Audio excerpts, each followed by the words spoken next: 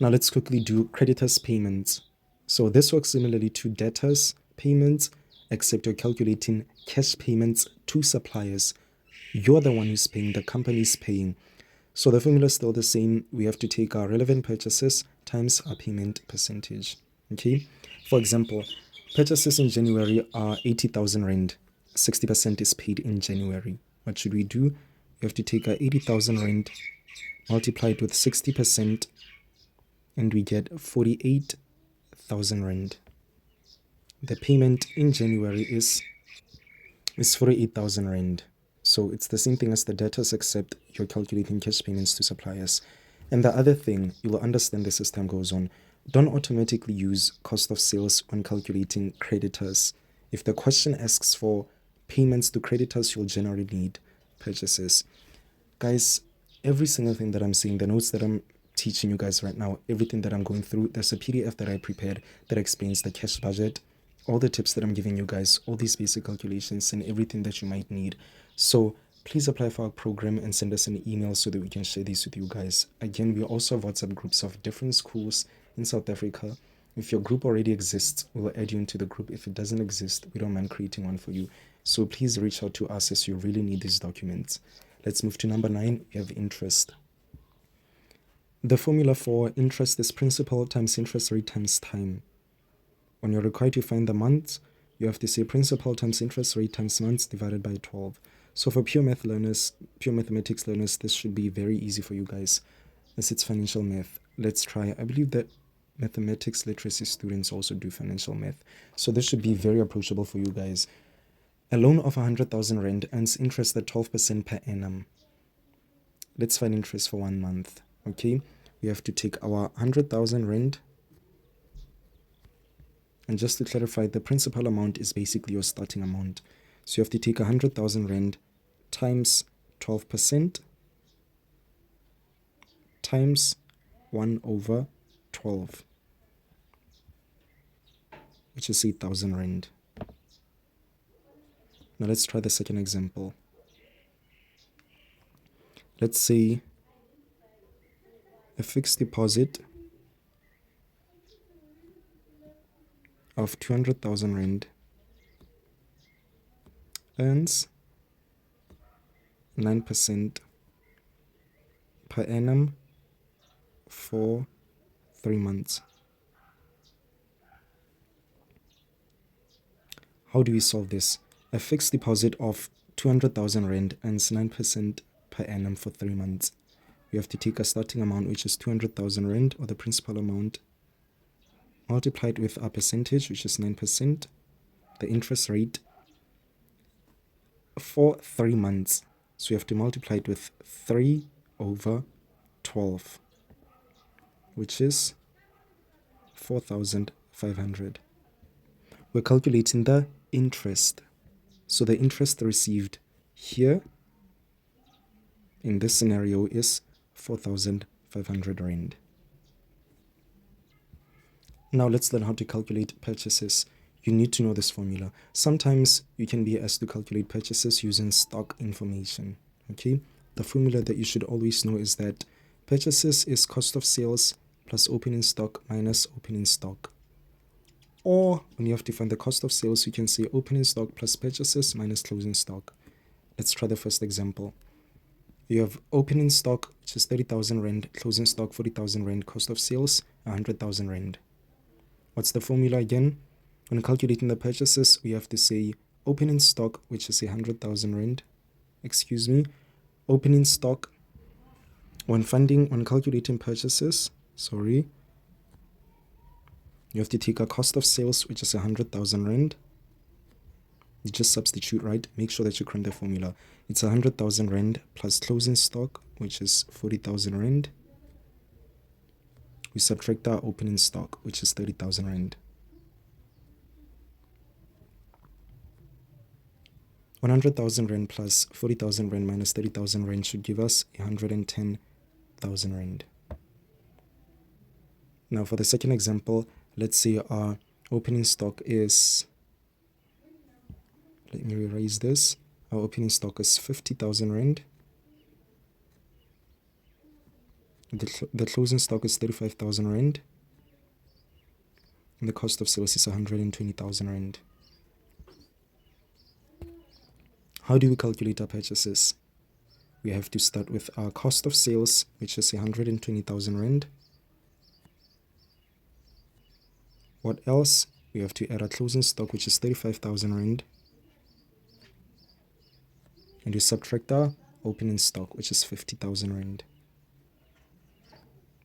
The final answer should be 105,000 rand. So you need to know this formula by head. Purchases is cost of sales plus closing stock minus opening stock. Now let's move to cash surplus or deficit. Cash surplus or deficit. To find your cash surplus or deficit, you have to say total receipts minus total payments, which is a very basic formula, right? Let's try the first example. The total receipts here are 30,000 rand. Total payments are 250,000 rand. So to see whether we have a cash surplus or a deficit, we have to take our receipts, 30,000 rand, 300,000 rand instead of 30. So you take that 300,000 rand and you subtract 250,000 rand. 300,000 rand minus 250,000 rand is 50,000 rand. So a surplus is basically when we have some money that's left, and a deficit means when we don't have money left, when we've made a loss. So think of a surplus as a profit and a deficit as a loss. Nobody ever wants a loss. You always want a profit in your company. So in this case, you have 50,000 rand left. This means this is our cash surplus. If we were given, let's say 180,000 rand, okay, the total payments were 220,000 rand. How do we calculate? We have to take our total receipts, which is 180,000 rand, and subtract 220,000 rand. 180,000 rand minus 220,000 should give you a minus 40,000 rand when you punch it in a calculator. As soon as you get a minus, just know that you have a cash deficit. You don't have money that's left. Instead, you have less. So this is what you deal with here. There'll obviously be lengthy calculations. However, you just know that when you have more money, it means a profit. When you have less money, you have a loss. Let's move to number 12. Now let's move to number 12. You have opening and closing balance. Guys, this is part of your cash budget where we have a table. You'll see this in a table as we do more activities. Okay, remember, we're just learning the basics so that you're prepared for what will come. So your closing balance formula is opening balance plus total receipts minus total payments. What is your opening balance? You have 50,000 rand. We need to find the closing balance. We start with the opening balance, which is 50,000 rand, plus total receipts, which is 200,000 rand, minus total payments, which is 180,000 rand. 50,000 rand plus 200,000 rand minus 180,000 should give you 70,000 rand. So the closing balance is, please write it in full, 70,000 rand. And let's try another example.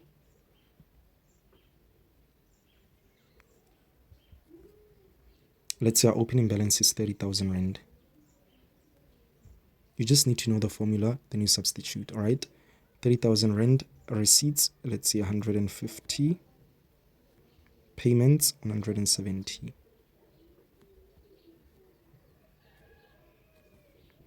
What's our formula again? We have to say opening balance, which is 30,000 rand, plus total receipts, which is 150,000 rand, minus total payments, which is 170,000 rand. And when you calculate this, you should get a closing balance of 10,000 rand. So you just need to know the formula. Again, something that you should note under the opening balance, this is a very important thing. I'm writing it in caps as you'll need this when you learn the cash budget, when you're given a table structure, okay? Very important. The previous month's closing balance becomes the next month's opening balance. Okay, let me write this down. The previous month's closing balance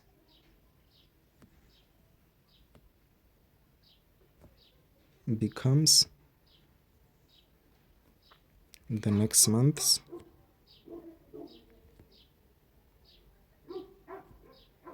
opening balance. This is very,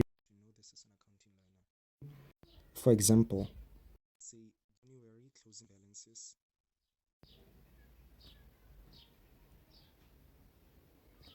R70,000. What is February's opening balance?